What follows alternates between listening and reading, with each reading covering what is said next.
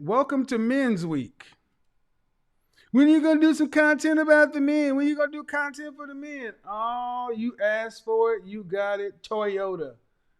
It's Men's Week. And in Men's Week, we do content strictly directed at the men, for the men, man stuff. People evaluate each other at a glance. It's not just women. So let me talk about the blue collar men that I'm referring to. I'm not talking about the dude that's 40 years old working at Jiffy Lube. That's not who I'm talking about. I'm not talking about the 40-year-old that's, out there, working second shift. Let's talk about what it's all said. What this really means. If you didn't learn anything from this last global catastrophe, that blue collar men run this world. White collar men, the guys who wear the suits and smell like Rose Barber, we ain't nothing without blue collar men. Nothing. We cannot exist without blue collar men. The men who do the heavy lifting, that sacrifice, get out there and work with their hands, sweat, wear them ugly boots, them funny looking uniforms, work in some of the most inhospitable conditions around some of the worst environments so you can sit in your house or your office in air-conditioned luxury. Blue collar men built the world. Blue collar men run the world. You like this internets, this Google, the lights and all this stuff, it doesn't work without a power grid. It doesn't work without people who can run the plumbing, the electricity, the HVAC, the roads. Oh, you complaining because you couldn't go get toilet tissue and hand sanitizer? What about the men that had to truck it from this side of the country to that side of the country while the country was locked down, when all the restaurants and stuff was closed? How'd they get from here to there?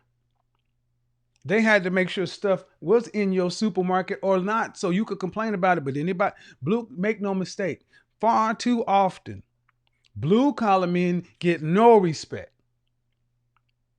And in particular from women. And this is one of the biggest areas where you fail. You fail. Because I come from a blue collar family. Heartland, Oklahoma City, Bible Belt, factory family. My family was blue collar, factory, and domestics.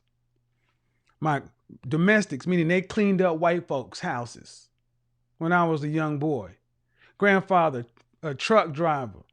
Uncle, military man, then a factory worker. Once he got up out them streets, when his daughter was born, he worked every day into retirement, not missing a day. These are the men that get up and go to work in the morning, early in the morning, and work themselves to death or injury. And far too many, you college educated women look straight on over them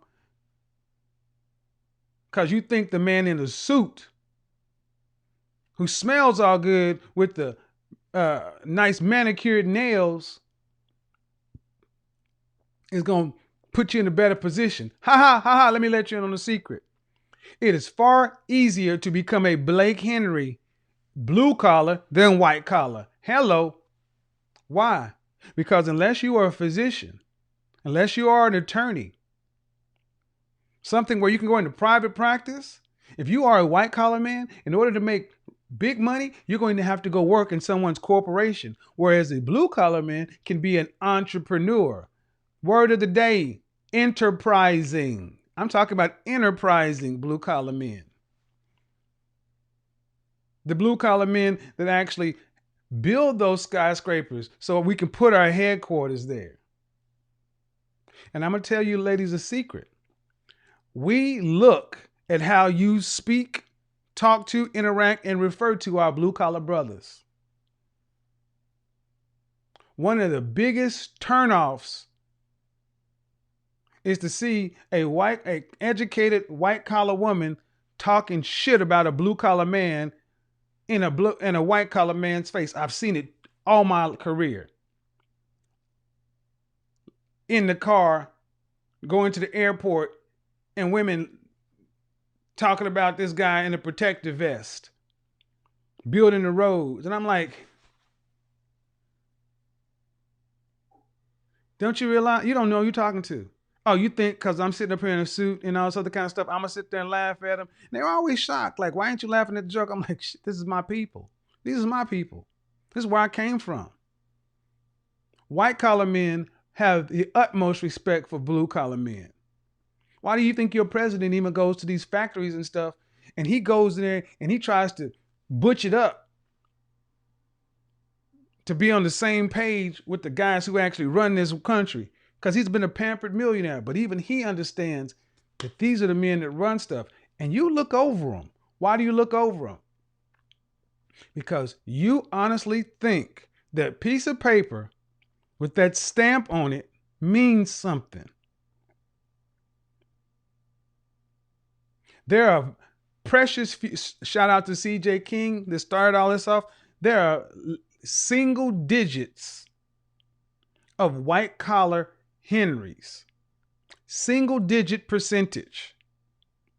There are double digit blue collar Henrys. What am I talking about? I'm not talking. Now, what does it take to be a blue Henry? A blue Henry is a true entrepreneur. He's an enterprising entrepreneur. He may start out doing the job, product, or service himself. He may start out doing the work himself. He may start out working with his two hands, his toolkit, however he gets it.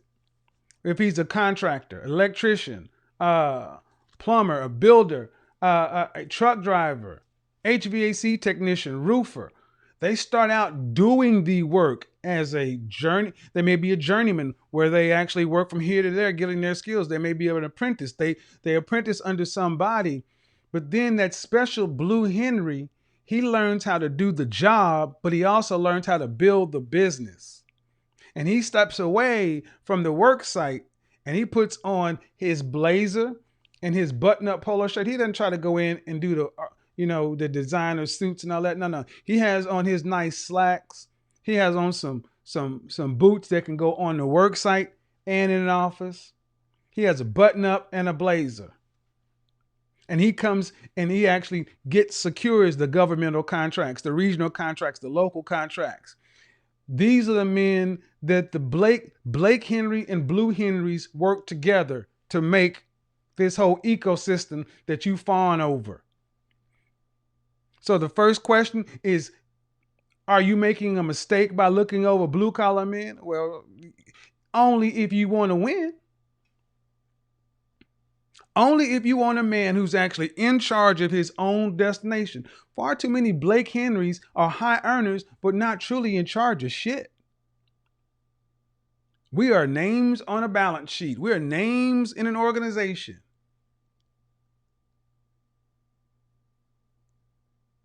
It looks good. But how many national account manager jobs are out there that aren't for Fortune 500, Fortune 1000, Fortune 2000 companies? There are no national account manager companies for a regional Blue Henry concern. But there are plenty of regional players that are logistics firms, that are oil and gas firms. Oil and gas is littered with Blue Henrys. They provide the valves. They provide the piping. They provide the stuff you would never even think of. Mud. But these guys actually got to go work for a living. And because in the developmental years, they're not dressed like me. They're dressed in overalls, coveralls, the Dickies. And far too many of you women, because you went to state university, private school, or whatever, you come out of school and you turn your nose smooth up at a man who's making double what you're making with your marketing degree or communications or whatever, at your age. Let's be real. Many of you will choose to become one of five for Blake Henry instead of one of one for Blue Henry in training. Then what happens? You get later on, late 20s, and you don't have any proposals, no marriage proposals, none of that stuff happening. Then you start looking at the guy who was a Blue Henry in training and stepped out and started his own LLC, his own S Corp. And he starts out. And the thing is, these guys are bosses, enterprising entrepreneurs, because they have staff. They have a payroll. They have a payroll in the business far sooner than Blake Henry does. They are actually the small business creators that run this country. 50 employees or less. That's these guys. And it is far more likely to become a Henry as a Blue Henry than a Blake Henry. Again, you have to be an exceptional earner to be able to replicate what a lot of these guys can do with a staff of 5. So why do so many women overlook these guys? One, you don't know them. Helping you get the man back that you married is one thing. I've had plenty of girlfriends. Plenty of women who had boyfriends say, hey, man, I need you to help me get my boyfriend back. He's a great guy, but his sense of style is just terrible. And it's starting to turn me off. So is there anything you can do to help bring the spark back into our relationship? I'm cool. And they came with cash in hand, ready to do this. I've had men come and say the same thing. Hey, man, my girlfriend, my wife, my significant other just doesn't look at me the same way, as she used to. When she comes home from these corporate events or whatever, she has all these stories about all these funny, witty, charming men just like yourself. And I just don't feel like I can keep up and compete. I'm a blue collar guy. I make good money. I own my business, I can provide, but for some reason I just can't do that. So let's talk about it. Yeah. And I like using a straw. So get over it. Before we get into it, I want to do a shout out to say what's going on. I want to bring something to your attention. In the 70s, from 1970 to 1975, there was this little show, this little inconsequential, insignificant show that changed the way a lot of people looked at blue collar men, white collar men, and it did a lot to change the landscape of a lot of things. It was from a TV show called The Jeffersons, and it chronicled a black man by the name of George Jefferson. He and his wife, Weezy, and their son, Lionel, moved to the Upper East Side of New York City. And for those of you who don't know, I'm a former New York City resident, former Manhattan resident. To live on the Upper East Side of New York, you have to have some serious money, like I did. I moved from the Upper East Side down to the Upper West Side, right about Hell's Kitchen. The Upper East Side is where all the blue bloods and the old money stays. To move to the Upper East Side, if you have an Upper East Side address, especially back then, you had made it. Black men that were on that side of town were doormen. They were cab drivers. They didn't live there. Okay? Weezy, Louise. Okay? And for George Jefferson to have moved his family from the borough of Queens to the Upper East Side was an accomplishment. An accomplishment, bar none. How many people in the chat room ever watched an episode of The Jeffersons? If you watched the episode of The Jeffersons, put a 1 in the chat room. Come on, this is going to be interactive. This is going to be fun. How many of you watched an episode of The Jeffersons? Because actually, The Jeffersons was a spinoff from a show called All in the Family. And All in the Family dealt a lot with the racist, white, a prejudiced white guy named Archie Bunker. And he was a pivotal show. All right. So I'm seeing so many people who said they watched The Jeffersons. The Jeffersons. That was the first time you could see black. This is pre-Cosby. This is back when all the blaxploitation films are going on, and and you really didn't see black men doing much or nothing, except being pimps, hustlers, drug dealers. You know, we really weren't much of anything by this time. So to get something like The Jeffersons, brothers felt like they had made it. Now, somebody in the chat room, one of the people who put a 1 in the chat room, what I need to know, we got 170 likes, man. We need to get the likes over 350. We need to get the likes over 350. And we're going to need at least 5 folks to throw something in there. Juxtapose The Jefferson. There you go, Tiffany. There's a juxtapose for you.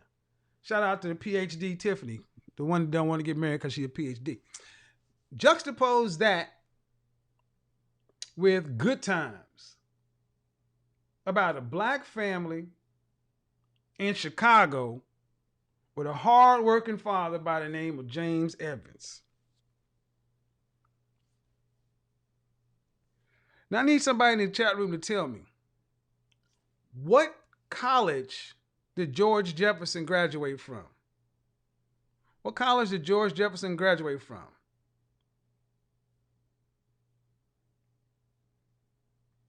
Again, if you curse, talk crazy, you're going to be timed out. Express yourself like the accomplished people you are. Roll Tide 504, that is for you.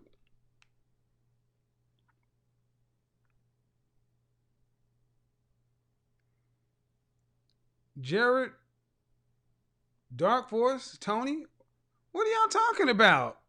Rome, what? Rich?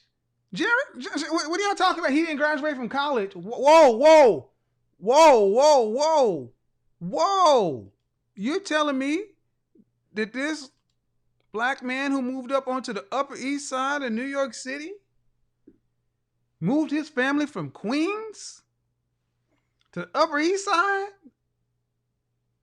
and didn't graduate from college?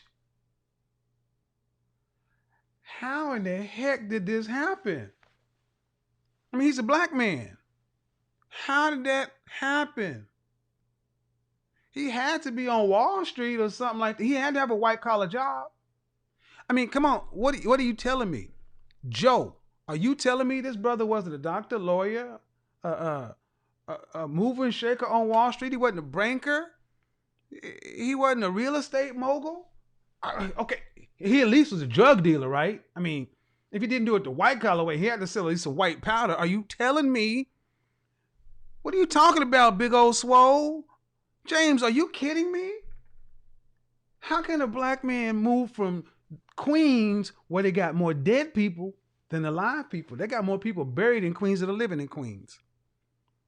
How in the heck did you get a black man to go from Queens to the richest neighborhood in one of the most expensive cities in the world without going to Harvard or Yale or MIT or something? I mean, how did this happen?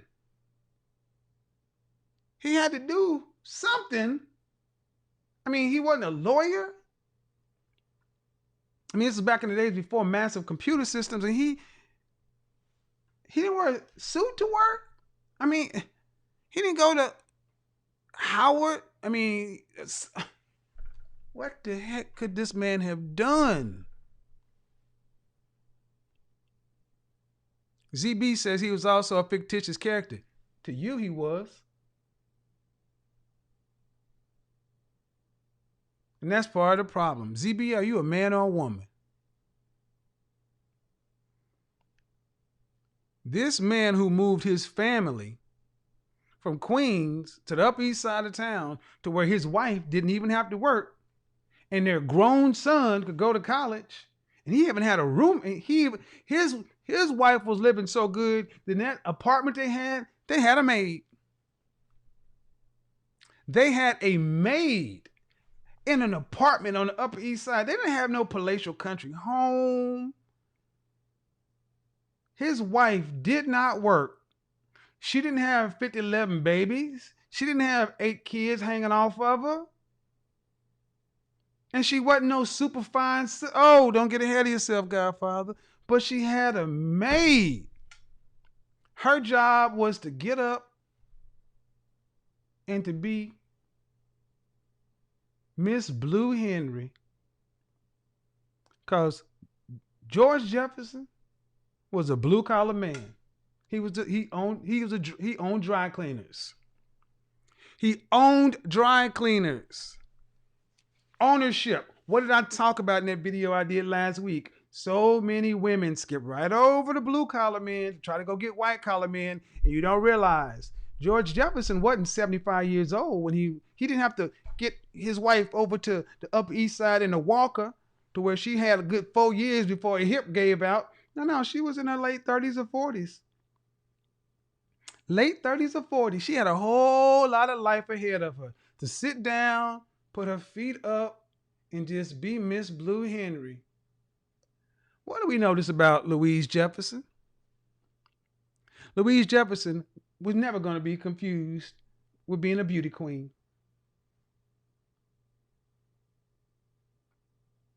She was dark skinned, short hair, and rather fluffy.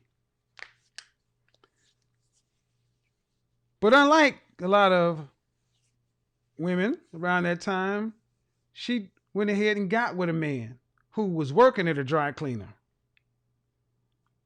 who was ambitious, enterprising. Married that guy,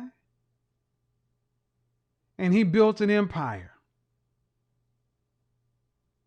How many of her college educated, aka Delta, white collar?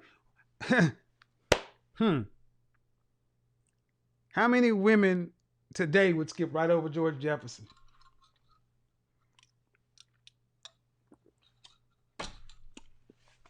Do single, educated women have contempt or disdain for blue collar men? I will say yes. I have personally heard and witnessed far more. See, when I gave that story at the first of the show about the women that came to me to try to get their husbands a makeover, they were not black.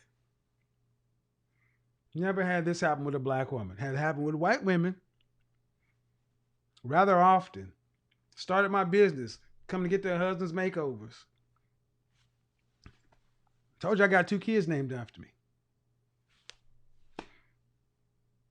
Why is that? Well, like it or not, Blake Henry, or Keith Henry in this particular case,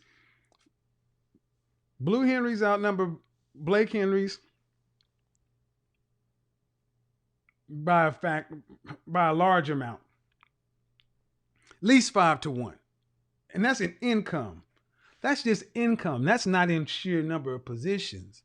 So why is it that when you're on a show like I was on earlier today with Obsidian, you got Miss Private Caller or whatever talking about, it's not as though sisters won't date blue collar men. It's just that, when a sister goes to college and she gets educated, she expands her horizons and she starts to look at the world differently. And a lot of these blue collar guys may be good guys, but they don't want to do anything. They're not cultured. They're not cultured. They're boring. I hear this so often from black women regarding blue collar men. I've had black women diss blue collar men in my face thinking I was going to laugh at the joke. Yeah. See, over there, the guy shining shoes, he's a worker. You're a boss. We bosses over here. Not realizing I come from blue collar families, blue collar roots. Let me tell you something. Black women, your disdain, contempt,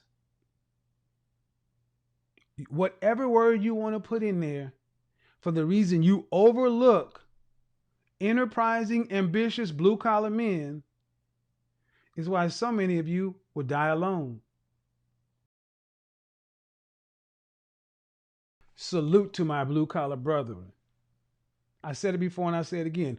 White collar men ain't shit without you. We aren't shit without blue collar men. The world runs on what blue collar men do with their hands. Yeah, white collar men may have enough money to buy the house, but we can't build the house. So the only reason this kind of exists right now is because we've civilized the world in general and got first world problems. But if the power grid went out and the zombies start coming out, give me all you gonna want to be around the blue collar men, not the white collar guys. Go look on Bear Grylls' Survival Island. I told this story to a blue collar brother earlier. See, when you got a bunch of men on the island and they got to survive and there's no food, no water, you got to kill and eat you got 3 meals to provide for every day with no refrigerator, no grocery store, right?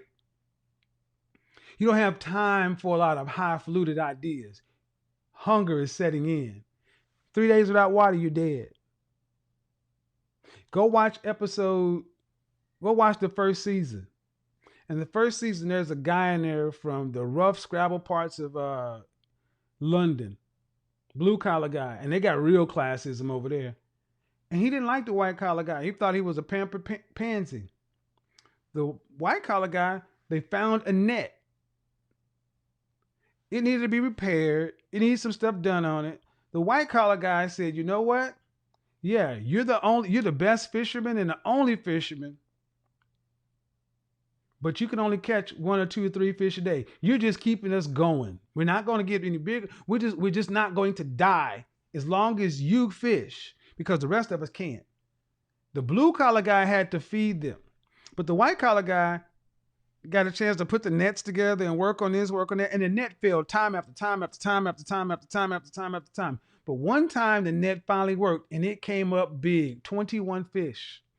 Then another time it came up with 33 fish. The white collar guy came up with an idea that multiplied magnitudes more fish. Remember that?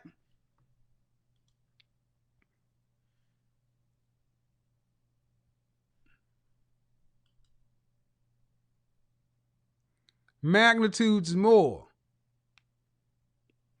Magnitudes more. So a lot of women would look and say, look at what the white collar did.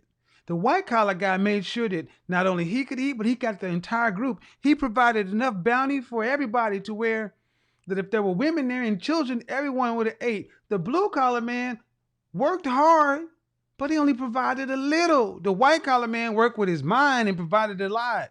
And that's the bullshit mythology you've been sold. But let me tell you something. What we as men know, the white collar guy who put the nets together, he had nothing but respect for the blue collar man, because the blue collar man got up there and did the work every god darn day.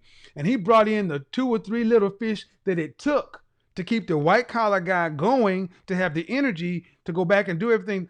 The white collar guy would have been dead before he could have provided the solution without the blue collar guy. See, men know this about one another. That's why we don't diss each other like that. You ladies just look at outcomes. Well, his pile is bigger than that pile, and his suit and his tie looks better than this blue collar, and that's your problem. Because remember, ladies, you're marrying a husband, a partner for life. You're not marrying a check. Why do non-black women seem to have this figured out? Why? Why do non-black women not tend to have the same amount of disdain, contempt for blue collar men? And I listened to this woman try to sit back and explain as to why, well, it's not really that bad. And it comes down to this. You're in love with the thought of what it could be instead of what it really is. Blue collar men, marriage and education. Dear educated women, blue collar men can earn great livings. It's worth remembering if you're looking for a husband or a partner, the U.S. economy is aching for more highly skilled, technologically and trained people. But if men end up limiting their eventual marriage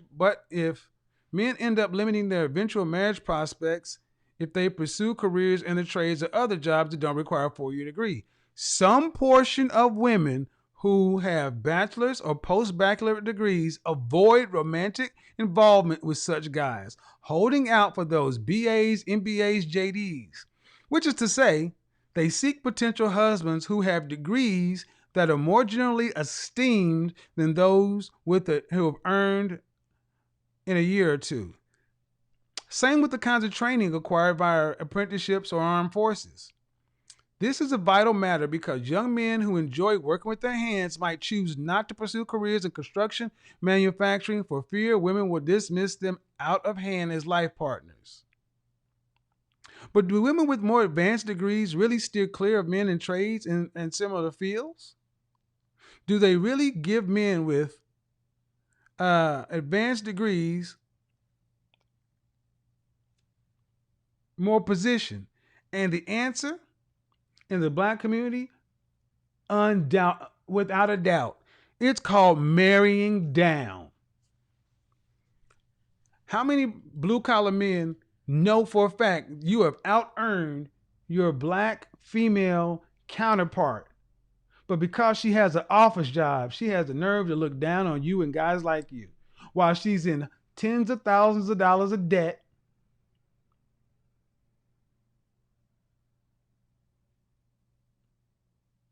Happens all the time. Why, sisters? Why? Why do you have such disdain for blue collar men? It ain't how the men look at each other. Let's also answer these questions. Blue collar men, white collar men can't do shit without blue collar men. That's why we respect them.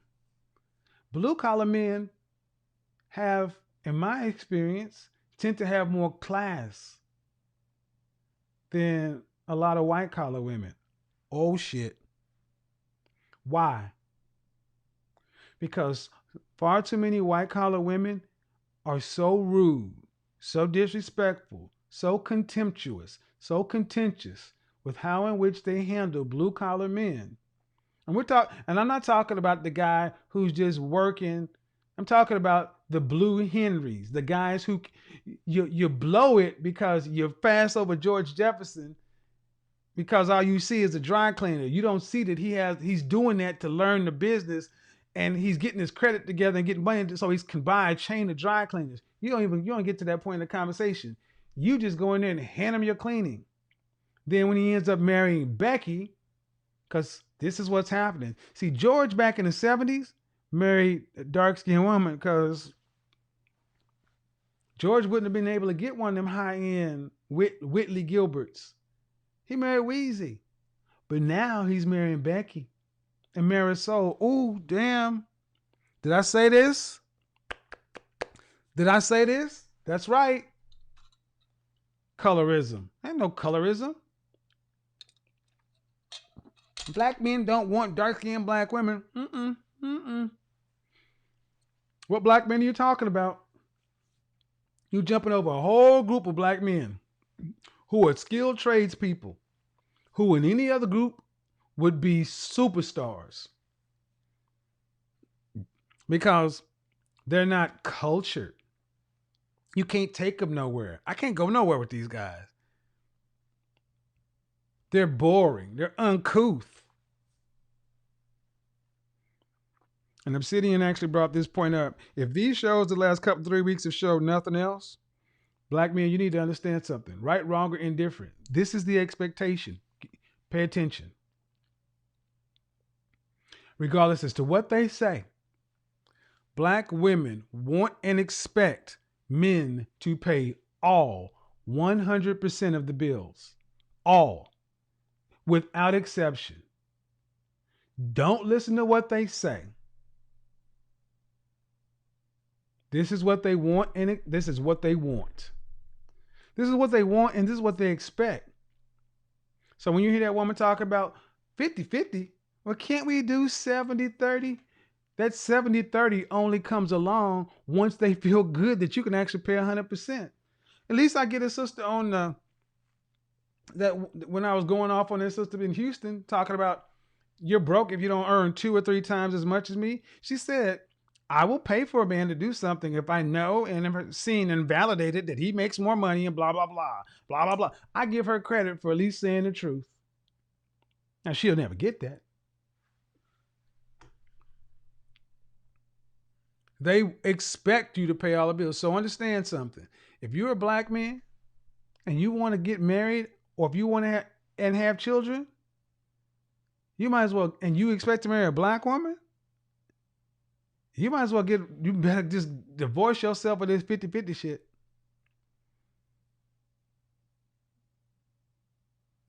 That 50-50 argument goes away. I didn't make these rules, guys. And just because they say they'll accept it, okay, try that. Try it. Because compromise versus sacrifice. I think this has a lot to do with that 80% divorce rate because, like it or not, well, I'm not going down that path. Everybody got work to do. Everybody got work to do. But the thing is, ladies, the blue collar men are the ones that will be more likely to have stable income for the longest. They're not at the whim of companies and corporations or balance sheets or internal politics. I said it last week. Blue collar men work around men. You don't have to worry about blue collar men having an affair with somebody they work with unless they're on the DL. So why is it? Why is it, ladies? Why is it that you have so much disdain for your black male, for your black blue collar men? Why do you have so much disdain for blue collar Bay? Who is blue collar Bay? Blue Henry Bay. Blue, color of his collar, Henry, high earner, not rich yet, and Bay. Bold, ambitious, and enterprising. See, blue collar men like George Jefferson, they have to be bold. They're not just sitting on working first shift until they die. First shift is a means to an end because they're ambitious. They're looking to put in overtime and work as hard as they can. They're working. They are working.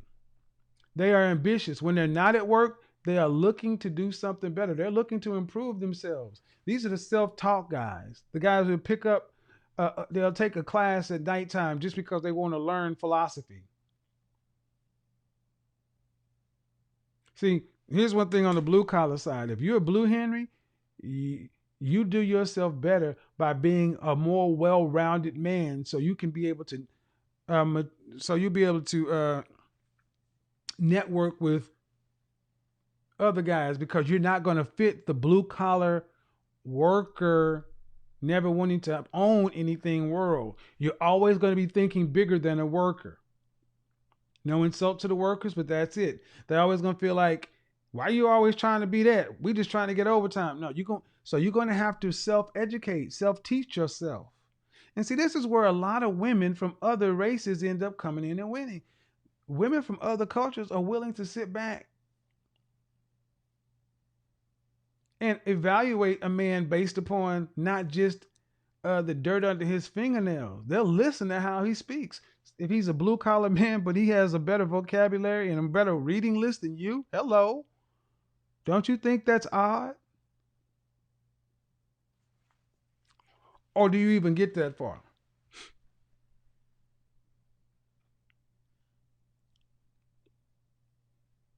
Or do you even get that far? Do you even get that far? How many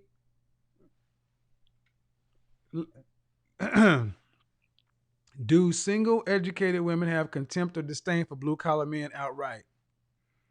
That's the question on the table. That's the question on the table. This is the Henrys, the hit squad. Henrys in training. Esquires, you have now been knighted hit squad. Why is this so important? Why is this phase of life so important? This phase of life is so important because if you start strong and don't let up, you will have you put yourself in a position to have exponential results in the remainder of life. If you start strong. And and that means the years of 18 to your college years. Starting strong in your college years will put you in a position to have outpacing your competition. Why? Because most across history, you can look at men of wealth, means, power, and universally, these men can conquer the world, conquer civilizations from Alexander the Great on through Shaka Zulu, it don't matter. But the downfall usually has something to do with his handling of a woman. Not the woman per se, his handling of a woman. Okay? So, in the Esquire phase, 18 to 29, and then there's the next phase, 30 plus. At 30 plus, you graduate from like junior high to high school. This is when you decide your path. You're either going to go down what I call the GQ path, or you're going to go down what I consider the bachelor path, Playboy bachelor. But both of these men are going to, in what I'm thinking about, are going to be kind of elite level men, the top 20% of men. That's who I cater my content to, guys who want to be in the top 20%. So in the Esquire phase, you need to know what's coming next. And what's coming next is 30 plus. And when you go GQ or when you go bachelor, those are two different things. But I'll give you a quick preview. GQ, I kind of fit into that category. It's described as a guy who dresses nicely, tends to be very well liked, and has a broad social network. These guys, a large percentage of these men work in corporate America. They are not entrepreneurs. Okay? These are the guys who are climbing corporate ladders. They may choose to become entrepreneurs later on, but at 30, they are not. Okay? And it's to that regard, this is the group of men that, of all the men, this is the group of men who are more likely going to choose marriage. Okay? And then what after that? We have the bachelor phase. Think of Leonardo DiCaprio, Jamie Foxx, somebody like that, okay? Guys who are much more rugged individualists. They focus on being financially fit. They focus on being financially fit, being physically fit, and having fun with the ladies. But they are men on their own. These tend to be much more of the entrepreneurs, the investors. These are the guys who don't even know if they want children. They are building a life, or they're not big, they're not family men. How about that? But they're not hermits either. These men work hard, play hard, and they enjoy themselves. So as a young Esquire, knowing what's coming up, are you going to go down the family? Are you going to go down the family and legacy path? Or are you going to go down the path of a well-lived individual life? Either way, your choice, okay? Okay? Either way, your choice. But why is it so important that you start strong? Starting strong means a few things. One, understanding that in the Esquire phase of life, you're at your lowest. Your competency level is low. Your money's low. But what you have is an outsized opportunity to socialize. College provides, my Esquire guys, college, universities, and clubs provide you guys a large opportunity to sharpen your social skills. And it's your social skills that are going to help you build what's necessary, your network. You can build a network. As a young Esquire, you're focusing on building your network. Now, I've talked about the phases in life: Esquire to GQ to Bachelor. There are also three basic masculine archetypes. Let me kind of go over those. There's the refined archetype, me, kind of like that. There's the rogue. Think of like Han Solo kind of character. Johnny Depp when he plays Captain Jack, the pirate. These guys march to the beat of their own beat. And then there's the rake. The rake is much more the ladies' man. It kind of blends both of them. Okay. I'm not going to get necessarily into the masculine archetypes today as much as I'm going to get into the phases. And when you're starting out, 18 to 23, this is where I'm assuming you're going to have you're getting your schoolwork done. But you don't need to be sitting in your dorm room playing video games. You need to become involved on campus. This is where you joining the groups. See, and here's the problem, especially a lot of young men have. A lot of guys have fallen into this lone gunslinger. I don't want to join a group. I want to be a man on my own. I don't want to be a follower. I want to be an alpha male lone lion. That's bullshit.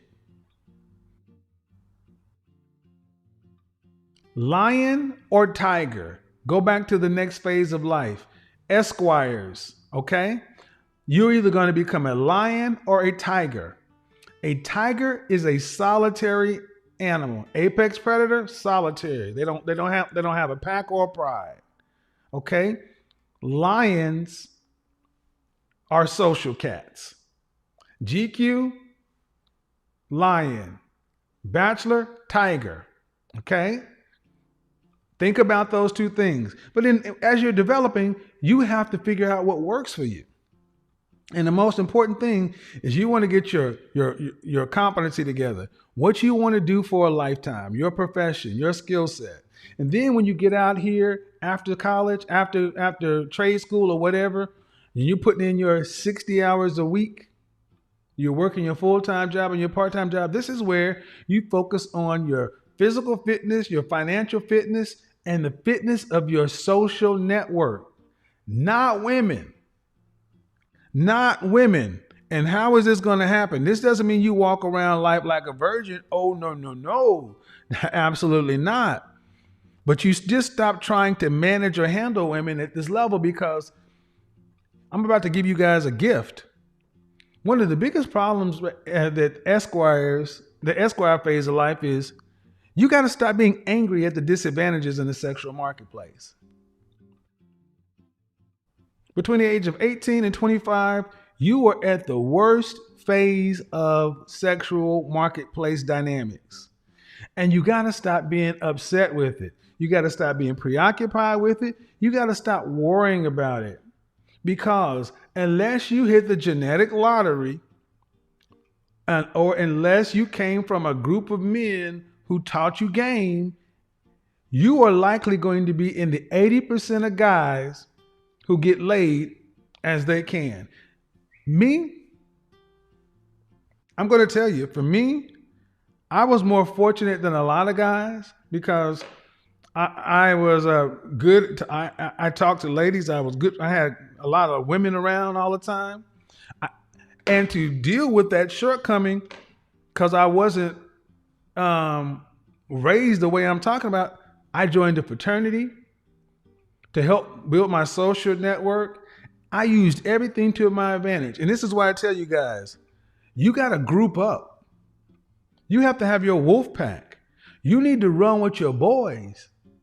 I want you guys to look at the movie A Beautiful Mind, and look at when Russell Crowe played John Nash and they were at the bar, and they all went to the bar and they focused on all trying to get laid, and they didn't try to go for the hot chick.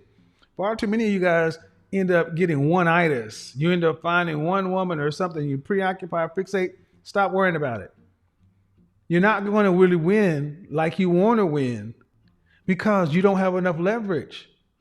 And if you can just understand this most point, stop being upset or angry with the inequity or disadvantage you have in the sexual marketplace, and start enjoying life. Because no, women don't like, whether you like them or not, they don't like being around guys who are upset and tense all the time. Better to be a guy who's out here having fun with the guys, living your life and doing your thing. Women are drawn to good times, fun. They're not drawn to debates and argument and that kind of stuff. Okay? So 18 to 23, college campus, hey man, scarce times. Scarce times.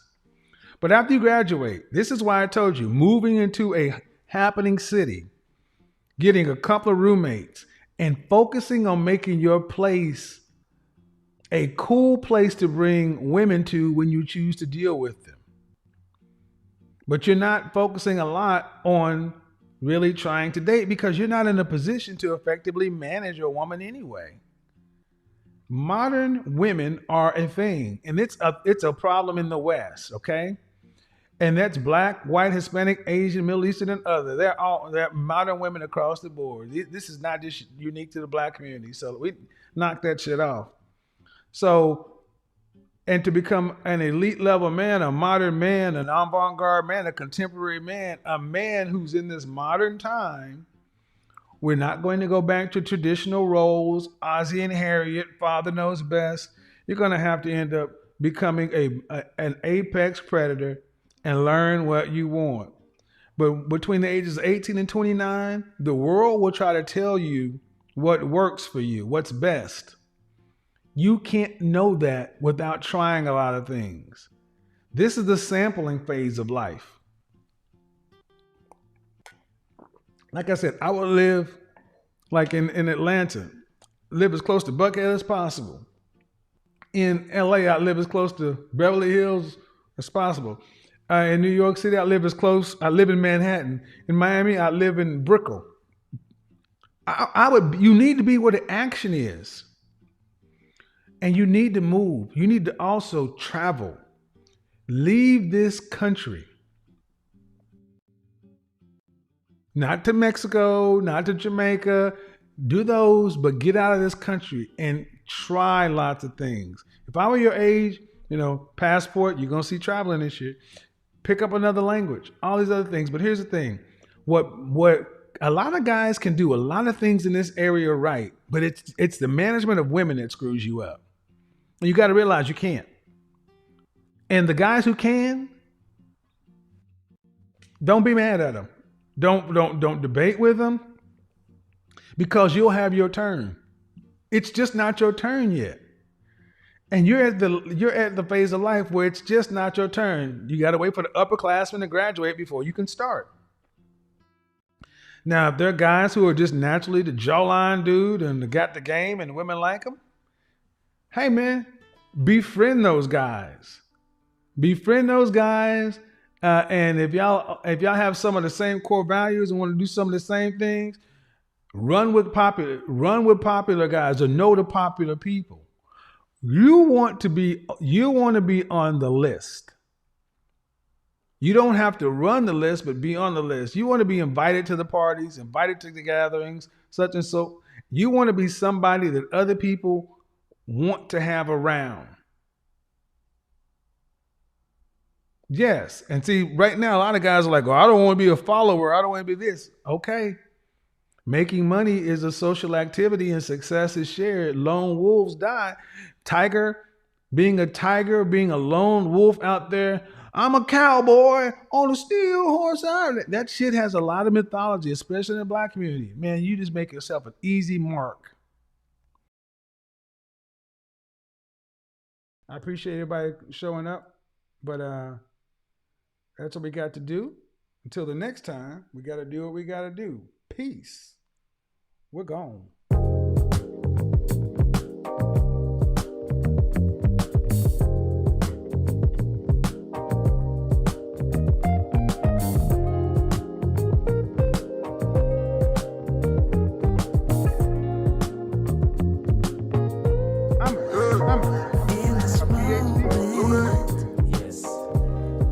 Say what's wrong or right. No. It's not hard to fool me. No. 'Cause I'm addicted to the good life. Yes. Yeah. Lead the way. I follow. No need to say. No. Where we are heading now, babe.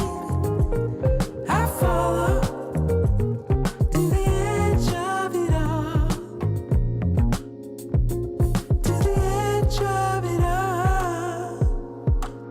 So tell your good lies, 'cause I'll buy no matter what, yeah.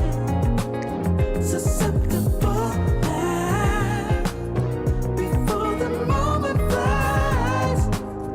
Ooh, so tell your good lies, 'cause I'll buy no matter what.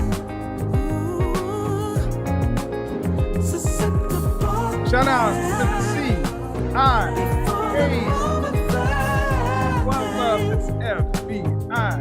Link for the self-awareness assessment will be down in the description. Be watching for the video releasing. What I'm getting into. I'm a PhD. Nothing can stop me. I'm a 'Cause I'm addicted to what you and I realize.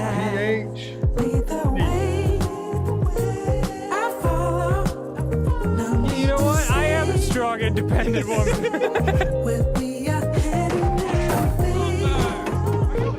I follow to the edge of it all. I rebuke. So tell your good lies. I'll make you famous. So find no matter what, yeah. I'm a PhD. Shout out to all the callers. Let's get it going, fellas. Lace them up. Time to get in the game.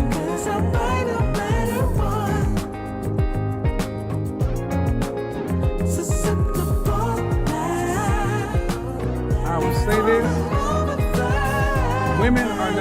Black women are not our enemy. Peace out. We're gone.